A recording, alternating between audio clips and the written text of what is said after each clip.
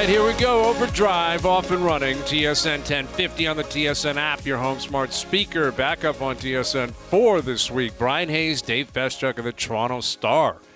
What's happening, Dave? What's going on, Hayes? Strange day in sports, isn't it? Yeah, it is a strange day with all the different stuff going on, right? You've got the biggest contract in NBA history being signed. In that same city, you've got one of the true legends of the hockey team deciding that he's going to retire. And then I think a lot of Blue Jay fans woke up today and said, wait a minute, Jays found a way to win that ball game last night, right? Exactly. Yeah, it throws me off when the Jays are on the West Coast. Oh, yeah, it's tough. And then you had Bronny James. Right. Bronny James with the cardiac arrest, which was alarming news. Apparently he's stable now and out of the ICU, but the young son of the great LeBron James practicing at USC goes down with a cardiac arrest. I mean, kind of weird. Yeah, that's terrible news, right? You really feel for the kid. I guess the positive on the outside is that he's already out of the ICU, and I believe he's in stable condition, and it sounds as if he's going to be okay, but you don't know what that's going to mean. Forget the next couple of weeks or upcoming season. What does this mean for the rest of his life? I'm sure he's going to have the best medical attention you can have, and they'll go through every possible test to figure out exactly what's going on. But that's some scary stuff, man. Yeah, for sure. I mean, that's the most famous freshman coming in a long time because of who he is. And obviously this is bigger than basketball, needless to say. But there were a lot of people, I think, really excited to finally see him play because, if you're in the L.A. area, you could see it. I think they've had a couple of his games on ESPN. I'm sure he's been in the McDonald's All-American stuff. Yeah, right. Like if you really are a die-hard basketball junkie, you can find it. But I think the belief was USC would be pretty good. They'd make it to the tournament, and Bronny might play a big role in that, and hopefully that's still the case. Mm-hmm. But you're right. That was tough news to hear. Really tough. Very tough. And there's a lot of pressure on that young man. I mean, I really feel for him. I really do, because his dad has stated in no uncertain terms that one of his career goals is to play alongside his son in the NBA. And, this idea that he was suddenly going to be a can't-miss NBAer, well, he's not the next LeBron. We know he's got a chance to be a good NBA player, but he's certainly not a sure thing because nobody is, but for a few select talents in that league. And so let's hope, you're right. It's way bigger than basketball. This isn't about career aspirations. This is about living a healthy life from here on out. And you got to hope it's going to go okay for Bronny James. Yeah. And speaking of LeBron, he was tweeting last night about that Saudi money, right? I'm sure you saw that tweet from LeBron where he's like, this says something about what's going on over there. We talked a lot about it yesterday, the Kylian Mbappe offer that is upwards of $320 million in terms of the transfer fee to PSG, and then they're going to offer him like $776 million to play one season. Insane. And LeBron, who is a billionaire, it tweets out last night. He's joking, it's tongue in cheek. He's joking, but he's like, "Hey, Rich Paul, Maverick Carter, my guys, if there's a basketball league, I don't even know if there is." But I guess they could create one if they want, right? If the Saudis put their money to it, not their mind necessarily, but they put their money to it, I'm sure they could create a high-level, pro basketball league. And when you get LeBron looking over saying that is interesting, yes, then everyone's buzzing about it, right? Everyone in sports. Tremendous tweet. It is. He's joking around. Well, I mean, people that hate on LeBron are going to say, what about this? What about that? He's goofing around, but I think it caught his interest, didn't it? The amount of money being spent over there. It's like everything with the Saudis, right? It's not whether they've got a league; it's whether they could just buy a league. Right? Yeah. Like they've got that kind of power right now, and because they've got this bottomless pit of public investment fund money that they seem bent on investing in sports, to whether it's sport washing to improve their international standing and kind of erase some of their human rights abuses and transgressions, whatever you want to call it. They're spending money on sports, and guess what? Sportsmen, whether they're billionaires or not, and LeBron happens to be a billionaire, but he's probably thinking, well, I got something like $1 billion, I could get another one. Right. Yeah, exactly. These guys will give me another one. Yeah, the rich can always get richer, and LeBron's he's savvy, man. LeBron is a businessman. Like, he is a businessman. And you're right. Like, the idea going over there. Now, we don't know the fine print we don't know exactly what comes with this, and that isn't being reported on enough. It's you just look at the bold number, and it's incredibly captivating. It draws you in without knowing exactly what comes with it, right? Who are you shaking hands with? Who are you taking pictures with? Are you allowed to leave? Are you allowed to talk? Do you have your passport? Right? Like all this kind of stuff. Can your girlfriend go with you? Like all these different things that we don't have, or I don't personally have an answer to. But I was thinking of that LeBron tweet last night when I saw the Jaylen Brown contract today. And for those of you not familiar with it, he signed the first of this new wave super max deal, a 5-year deal at $305 million. It's basically $60 million a year this guy's going to make. And what's amazing is LeBron, with all the money he made, is probably going to have a little bit of jealousy for the next generation. Oh, yeah. Right? Like there's one constant in sport, and I know you know this, Dave. I've known it for a long time. Having the luxury of coming in contact with current players and a lot of former players, and some of them are my friends, and you see them at different golf tournaments and different events. One thing is true in every league. The old players are jealous of the new players because they're making so much more money. No doubt. And what's amazing is, like, LeBron, again, is a billionaire. But using his son as an example, if Bronny became a top 5 player in the NBA for the next 15 years, he'd make way more than LeBron. Oh, yeah. Way more than LeBron. And there's a chance LeBron's not even looking at the Saudis. He's looking at Boston saying, wait a minute, Jaylen Brown is getting $305 million? Right. Exactly. How is this possible? How is this possible? Exactly. No, and you're right. No, you're dead right. Like, LeBron and every other guy going right now, it seems like they're making unfathomable money. And LeBron's turned himself into a billionaire in part because of the salaries he's made and also because he's been a savvy guy outside the arena. But the money's only getting bigger. Like when this new rights deal is negotiated and it filters down into the salary cap, and all NBA salaries, of course, are based on a percentage of the salary cap, and the Supermax is 35%. Jaylen Brown making $60 million is going to seem small when the salary cap balloons under the new rights deal, and we suddenly got $75 million players and $80 million players. Right. And I would hasten to say eventually $100 million players. And there'll be guys saying, wait a second, when I played, we were only making a paltry 25 and 30 million. Right, exactly.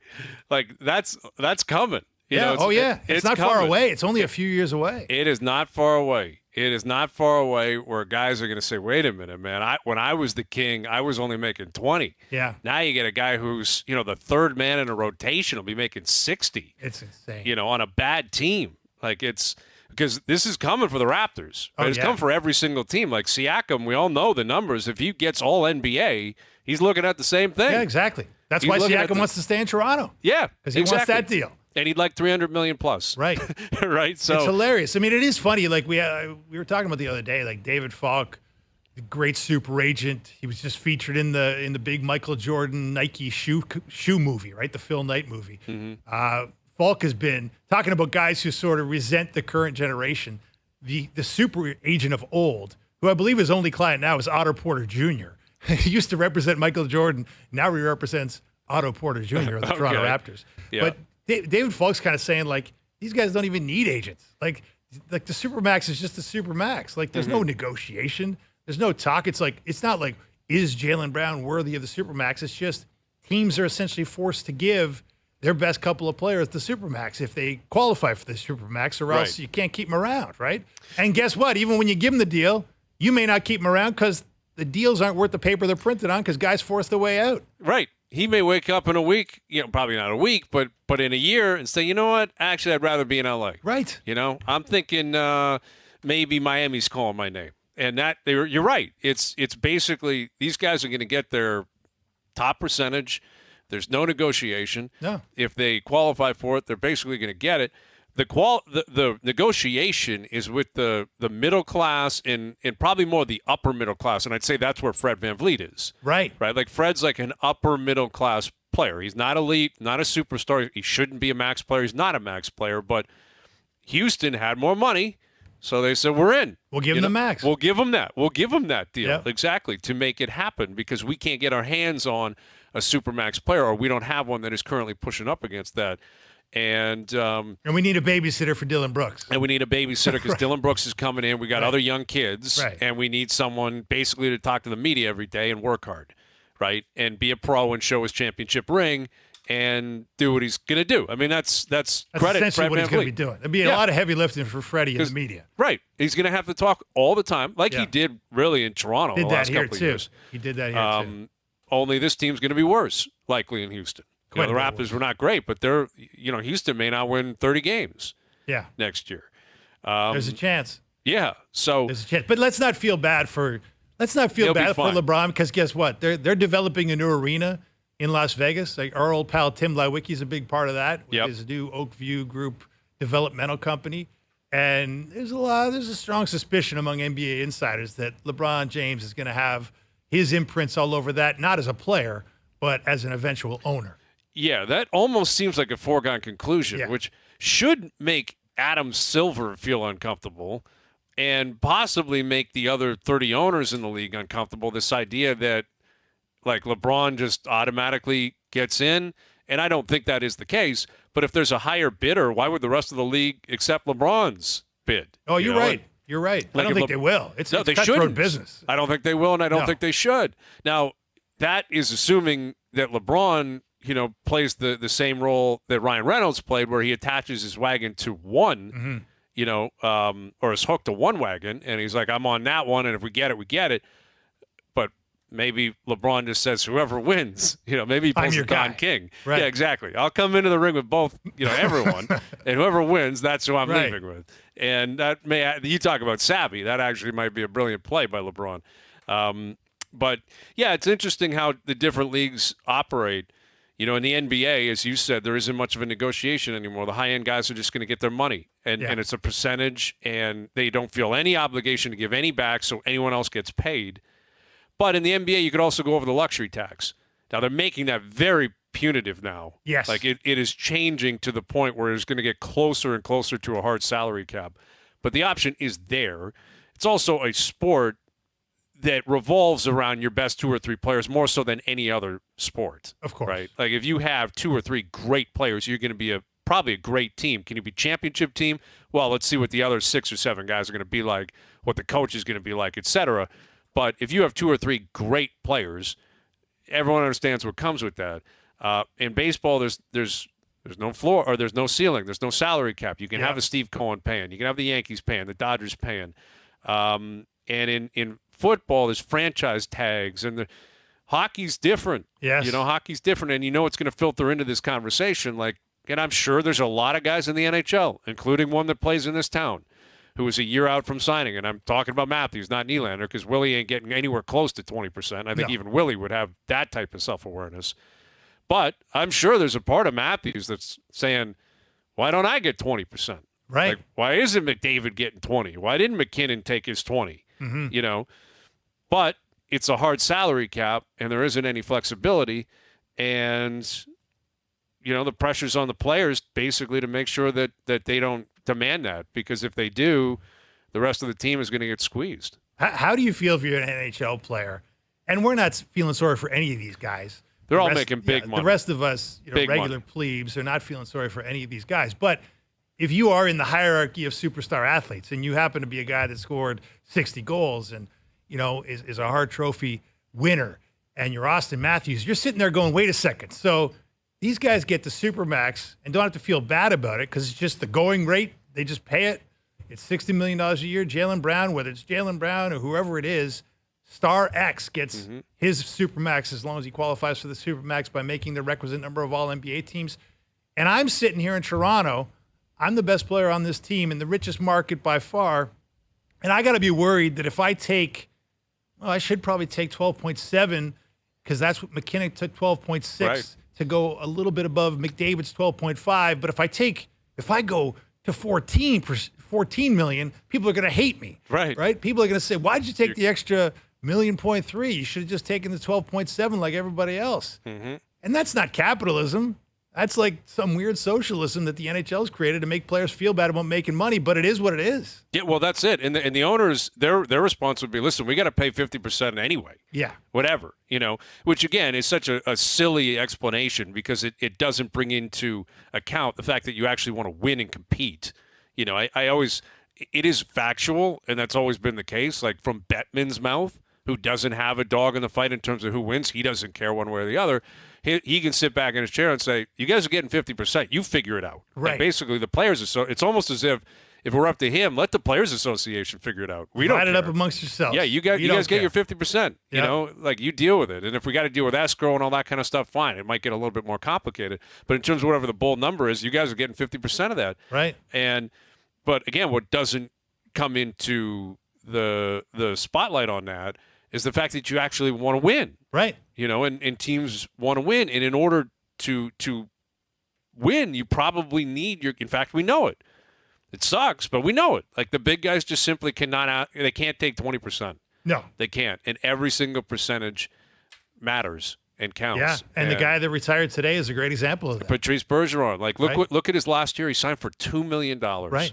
You're telling me he couldn't have signed for 7 or 8 or no? Of course he could have.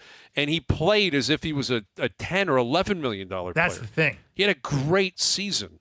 And basically throughout his prime, in the cap era, guy was making like $6.8 million. And that was his choice. Yes. His agent tells that story. They wanted to push for more, and they definitely could have got more. Yep. And yet because he settled for 6.8, guess what? Brad Marchand never wanted to make more than Patrice Bergeron out of respect and out of understanding that if we want to win here, if we want to win cups and get to multiple cup finals, which they did. Now, they only won the one cup, but they got to the 3 finals. That's the only way forward for those guys, right? You talk about sacrifice. Like, those guys left millions, real money. Like, multiple millions on the table. Absolutely. And when it's all said and done, we'll see what he says about that in 10 years. Listen, he's set for life. Unless he's been spending like a drunken sailor. He's got 4 kids, Hayes. I mean, you know how that is. Exactly. I got 2. You got 1. We know what that can cost a lot of money. Yeah. But he made a lot of money, clearly, like relatively speaking. But you're right. He likely left on the table, I don't know, $20, $25, $30 million maybe over the course of his career. You'd think. And now, what does he get out of it? Legendary status in Boston. Numbers going up in the rafters. Numbers going up.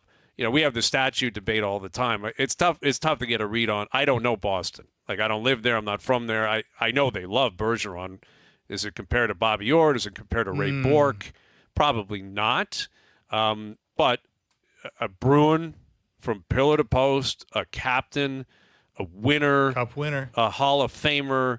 Everything about Patrice Bergeron, just an incredible career. And then to top it off, all that, a Leaf killer. Absolute Leaf killer. Yes. Like he scored the OT winner. Yeah. He was the guy that closed the deal on it. Was 4-1 with 11 minutes to go. And the tying one that forced overtime. Right. Got that one too. Sure, why not? Set up the one before that. Right. Sure, why not? I mean, he did. Yeah, I know. It's just what he get did. that. I understand that. I think it was Horton made it 4-2, Yeah. Lucic 4-3, Bergeron 4-4, Bergeron 5-4. Yeah. And you're right. And listen, the Leafs were not alone. No. Like he was beating up on a lot of guys, and not physically, not literally, but just with smarts and IQ and a dogged attention to detail and an ability to step up in big moments. Wow. And one of the great international Canadian players of all time. Oh, yeah. I think largely underrated. That 05 World Cup or World Junior team that it's Crosby. usually between the 95 and the 05 team that kind of go back and forth who's the greatest of all time. Bergeron was playing on that line with Sid. Yeah. Like he was kind of the mentor of all those guys like Sid and Mike Richards and I think Corey Perry, Jeff Carter, Getzlav. And he wins the tournament, and Bergeron wins the tournament MVP. Right, exactly. Yeah. He was the guy. Like he was the guy that everyone was like, look at this guy. He was there in 2010. He was there in 2014. Like he got robbed of a gold medal in 2018. He got robbed of one in 2022. He would have been like, assuming Canada follows through and wins those. Yeah. This guy likely could have had a lot more international hardware. Yeah. Because of how good he was, and he was a lock to make those teams. Got the World Championship, so he got the triple gold plus the World Junior gold plus the World Junior Tournament MVP. I mean, that's just an incredible career. Yeah, just a great player. And he's one of those guys, like I think, Dougie Hamilton, his old teammate, called him the perfect hockey player, right? Like he didn't light up the scoring list, right? He was always, respectable in the amount of points, but it was always the two-way play. I think 5-on-5 this year, he was the best two-way player if you kind of measure it by being on the ice for the fewest goals against. And then it was just like clutch situations, right? Who got the winner in Game 7 against Vancouver that started the riot? Yep. Patrice Bergeron. Yep. Right? I mean, it's just he did it again and again. Yeah, and he really did.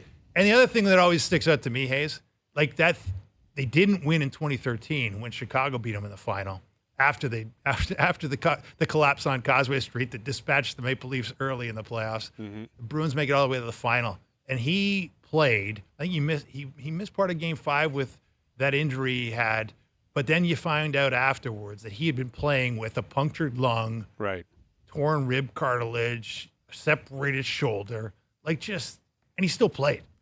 I mean, they didn't win, but he kept going. That's it. And listen, the big bad Bruins, that's who they were in 2010. That's certainly who they were in 13.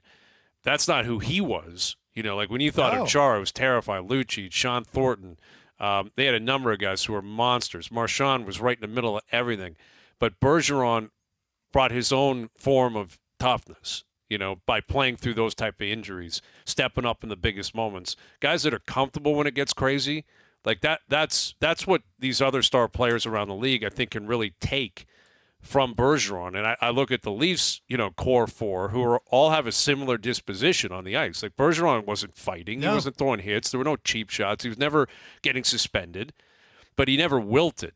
You never watched him when it got crazy and said, man, that guy's uncomfortable. Like, he's not going to get it done because it's too crazy for him. That's the thing. Like, that is the nature of it. Like, it's going to get crazy. That's the nature of the sport. It's physical. There's a lot of loose cannons. You can't run out of bounds. Crazy things are going to happen on the ice.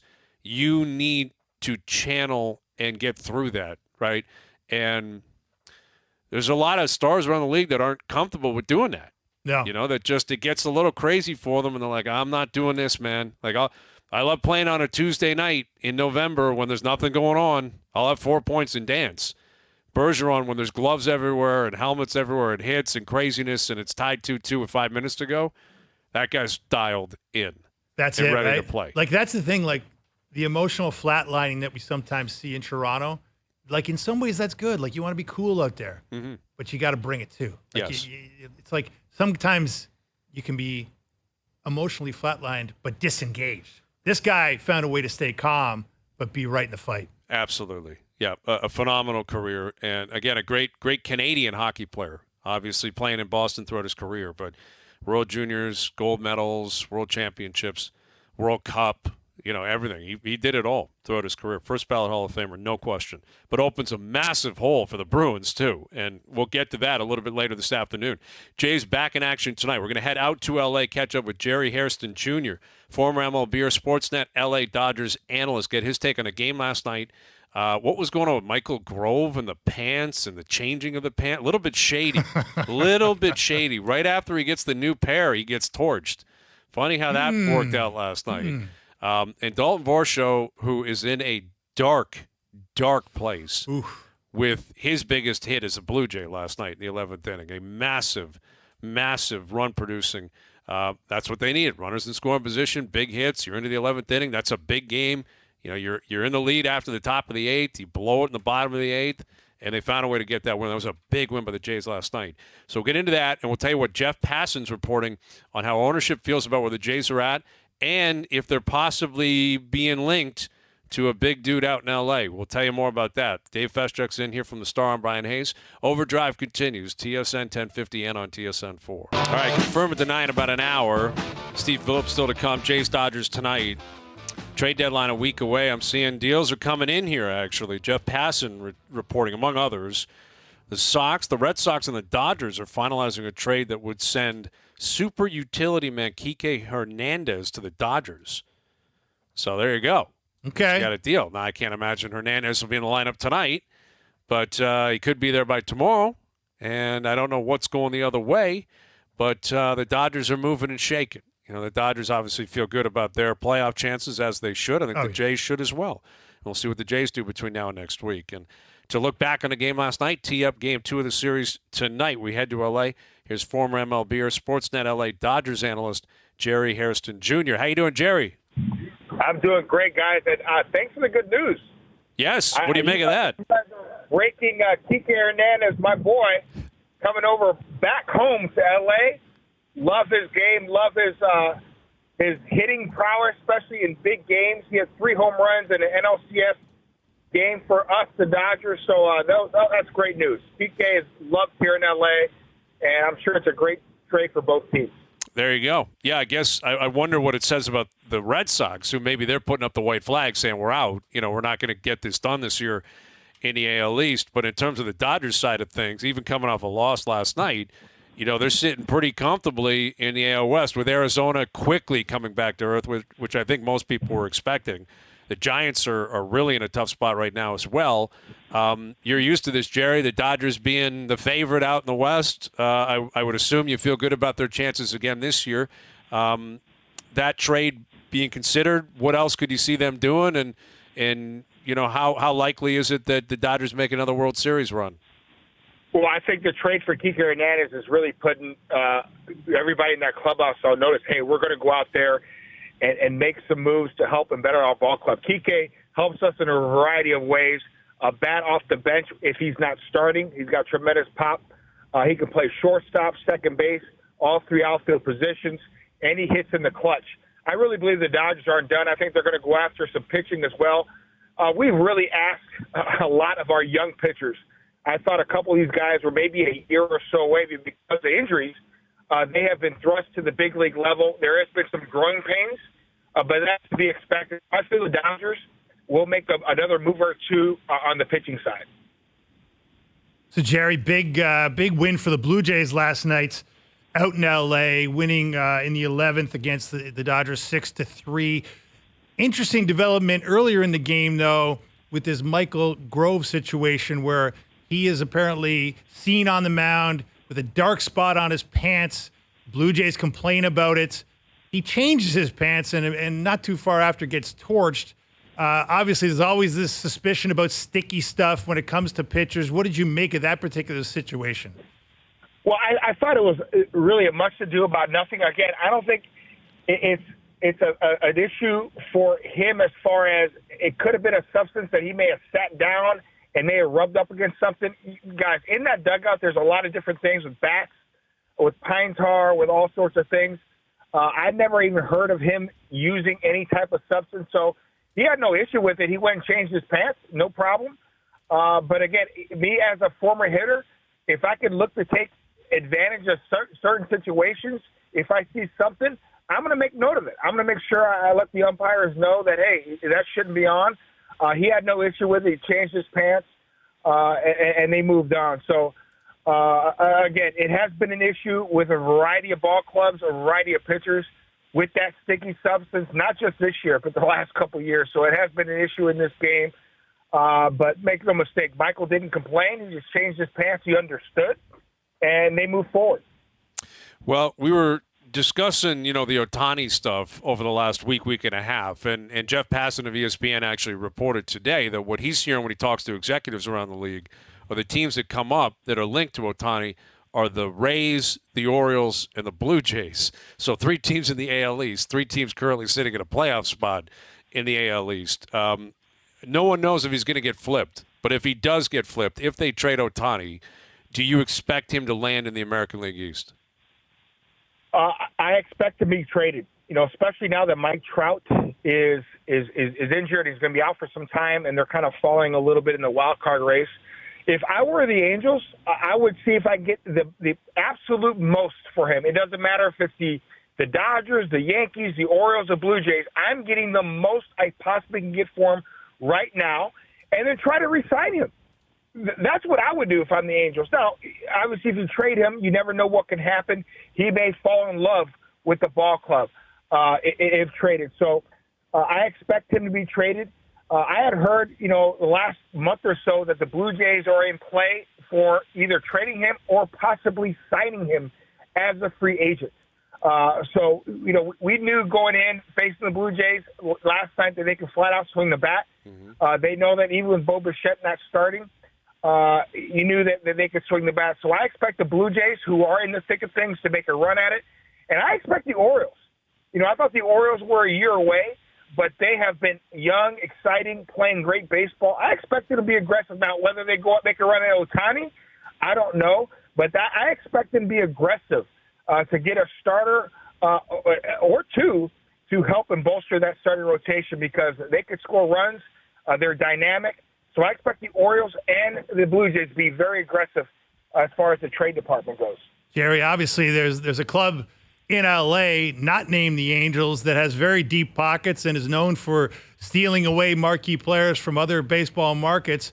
No doubt the Dodgers would like to have Ohtani in their fold eventually, but do you think there would be an aversion by Artie Moreno, the owner, with the Anaheim Angels to trade Ohtani to the crosstown rival? And you think maybe he'd rather just see him go off far east in another league where he doesn't have to be reminded of his presence on the front page and on LA Twitter?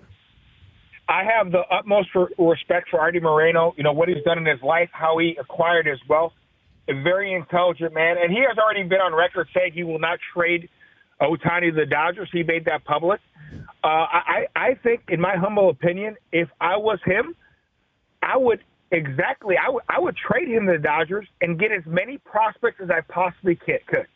That's what I would do. Because everybody's saying the rumor is he's going to end up with the Dodgers. I don't know that. Nobody really knows.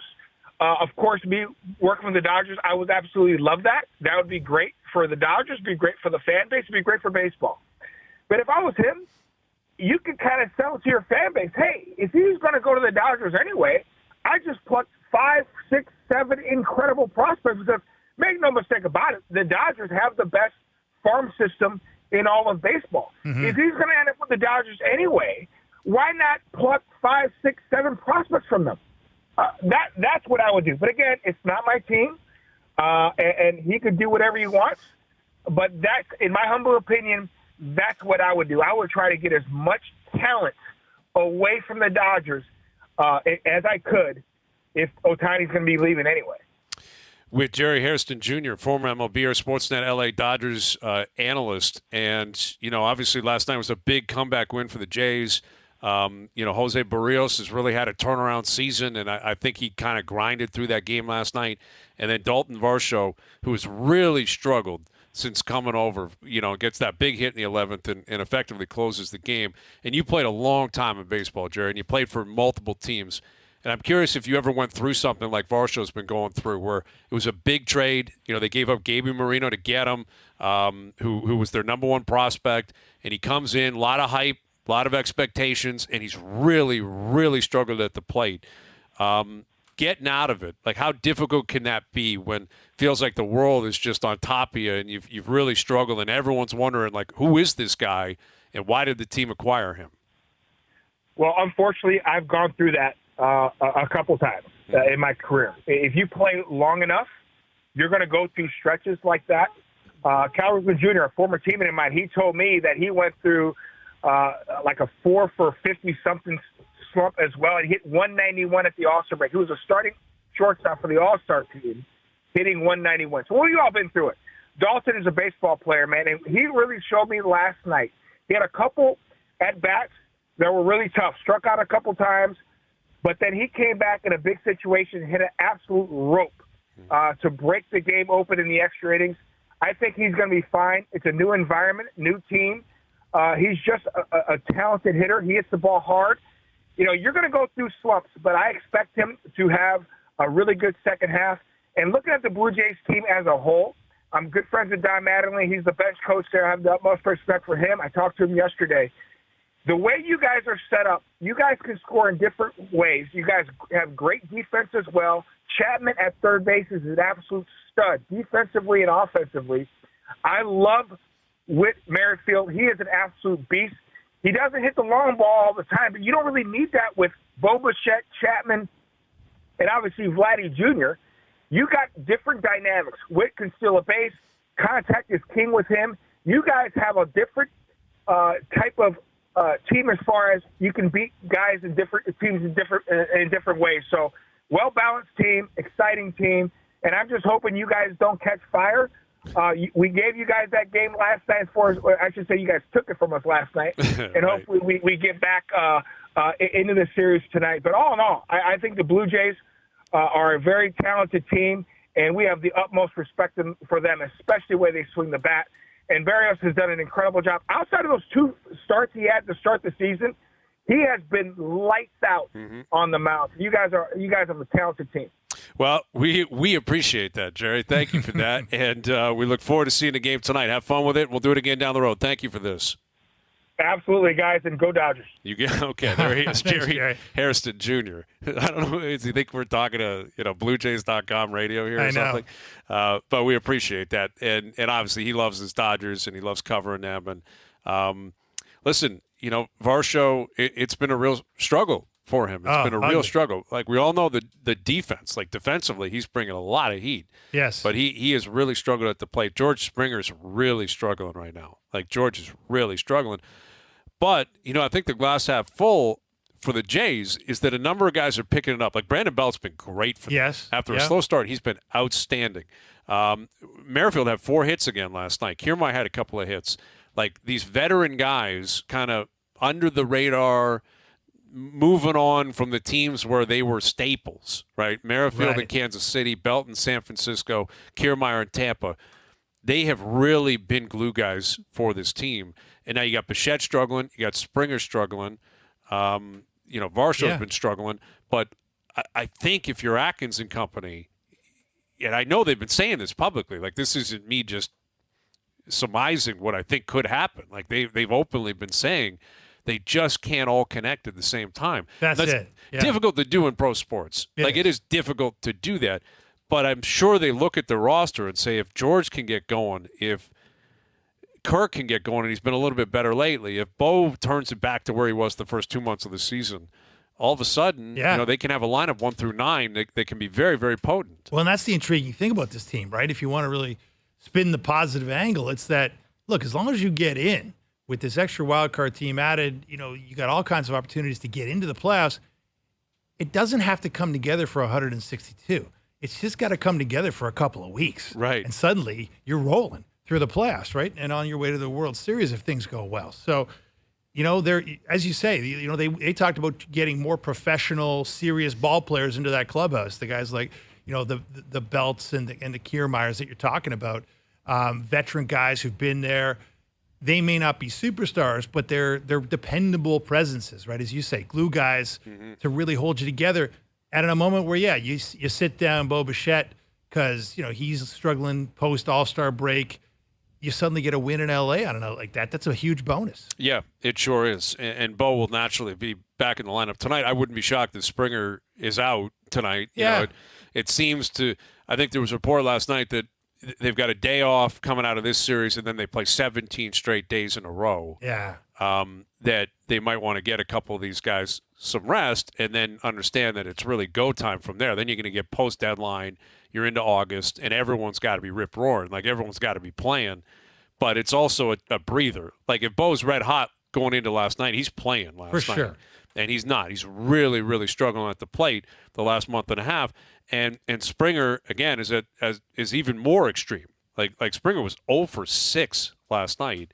And he's really, really struggled post All-Star game. And those are guys, you can talk about Merrifield, you can talk about Kiermaier and Bell, all these important pieces clearly. But in terms of like dollars invested in the top of the lineup, it's Springer and Bichette. Of course. Right? Like those two guys have got to supply it. And it hasn't been happening. Look, though, isn't this it's intriguing that Passan throws out the Blue Jays as one of the top 3 contenders, right? Yes, for Ohtani. Yeah, and for Hairston, Ohtani. Who's in L.A., said, like, he has been here in Toronto. Yeah. And yet, but it's also interesting because we hear how, look, you just gave your number 1 prospect in Moreno up in the Varsho trade. The Jays are not known for a particularly robust minor league system right now, right? So what are they going to be giving up if they're getting Ohtani? Well, that's a very good question. I think most people look at Tiedemann, Orelvis Martinez. Sure. Like those are the 2 hot button names But that's not nearly enough. We're talking about quantity here. No, you're probably looking at those two to start, and then you're going to fill it out from there, based on what else might be available and what else, may be coming off the Major League roster. I don't know what that would be or who that might be. But, like, Manoah's an interesting case study here because of who he is and what he's done in the past and where he is right now. Like obviously this time last year, that's a centerpiece that they're never going to trade. Right. Like, they're not going to trade unless Ohtani's got term. Would you trade him for Ohtani for 5 years? Yes, you would have made that deal. Not for a rental. No. But now it's in a situation where it's a reasonable conversation that can be had. If Manoah's the guy that's going to put it over the top, do you do it or not? Right. And I don't know if they'd have the stomach to do that. I would. I'd have the stomach to do that. Well, if you did it, you'd have to have some faith that you could actually sign him. You would hope that your owner would be willing to say, we'll spend whatever we have to keep him. You go sell him on staying. Right. Like that, and that would be the role of Shapiro, I think, more than Atkins. Sure. Right. Like, that's when Shapiro comes in to sell.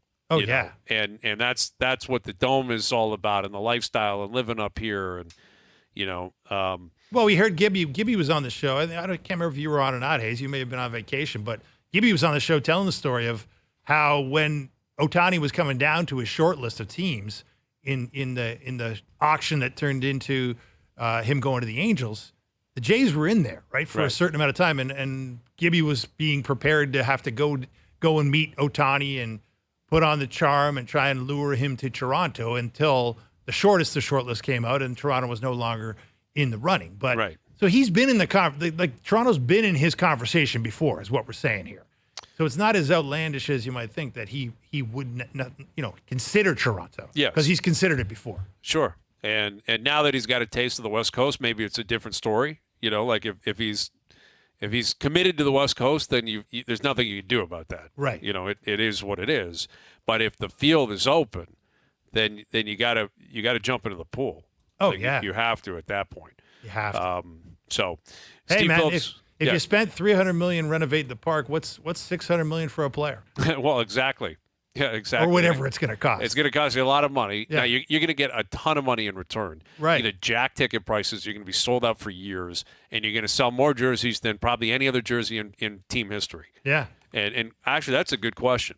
If Ohtani signed here, would it be the most sought after and sold jersey in Toronto sports history? Ooh. I think it probably would. Probably be the quickest volume sale in history, right? Right. How fast would people run to get one? Yeah. Like when you think of Vince Carter's was 15 was everywhere in 2000. That's hard to beat. That's hard to beat. Vince in 99, 2000, 01, 02, that 4 or 5 year run, there were 15 Raptor jerseys everywhere. But look at this though. Like for Friday night, right? Angels are in town. Yep. Ohtani is scheduled to pitch. The get-in price at some of the more formidable markets, ticket, the get-in secondary market price for 500 level nosebleeds, you're looking at $170. Wild. So you talk about jacking ticket prices. Yes. With the Reno, they're already doing that, right? Especially for the luxury seats. But if Ohtani's in town, I think you could probably afford a few more percentage points on top of that. You possibly could. Yep, you possibly could. Maybe we'll throw that out on Twitter. Ask, if Ohtani were to sign long-term in Toronto, do you think it would be the most sought-after jersey in Toronto sports history? And how many season tickets would you sell? Yeah. I mean, immediately you get a buzz immediately. I think there have been studies done on when Halladay would pitch, when Clemens would pitch. There wasn't a boost in walk-up tickets. Right. It was probably a little bit, but it wasn't enough to really make it worth a $600 million necessarily. But I think what we saw recently, like Bryce Harper when he went to Philly, immediately they sold tens of thousands of tickets. Yeah. And I think that's what would happen. If Ohtani signed, it would just immediately, the season ticket holders would skyrocket. And the next wave of renovation, that's the suites. Yes. That's the big money. Those suites sell out immediately because Ohtani's up there. And that might be... And that pays for itself. I was going to say, there's a lot of competition for that suite dollar in this town, right? How do you put yourself over the top? You get the greatest athlete on the living planet right now to come play in your stadium. The unicorn himself. Yeah. Steve Phillips on this and more in about 20 minutes. Confirm and deny still to come as well. OverDrive continues. TSN 1050 and on the TSN app. OverDrive continues, brought to you by FanDuel, bringing you everything from the opening line to the final score. Stumbled across this Ohtani Toronto situation, and we're asking on Twitter, if Shohei Ohtani were to sign long-term in Toronto, would it be the most sought-after jersey in Toronto sports history?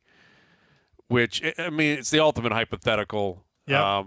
It really wouldn't mean that much, but well, it would mean something. It would mean something to Rodgers for sure. It would mean a lot to the fans, clearly. But in terms of wins and losses, imagine if he's sales.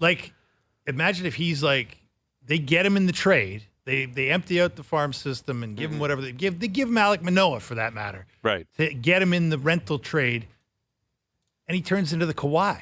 Like he turns into here for a short time, but a great time. But a great time, right? Yep, but a great time, and. It's we're obviously number 17 in LA, and I think 17, immediately great Toronto number. Exactly. Well, I was going to say that. I would say 17 for the Leafs is one of the 3 or 4 most famous in recent Leaf history, without question. Yep.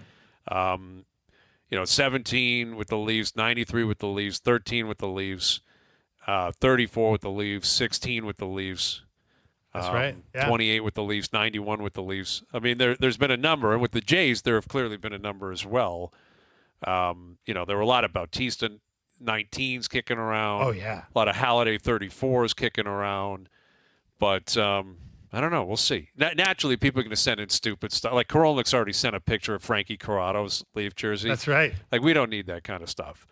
Right, somebody's got a Koliakovo in there. Someone's got a Koliakovo coming in. We need something. We need serious answers here. All right, this is a serious program. Hour 2 coming up. Steve Phillips and Confirm or Deny. Very serious bit at 5:30. OverDrive continues. TSN 1050 and on TSN 4.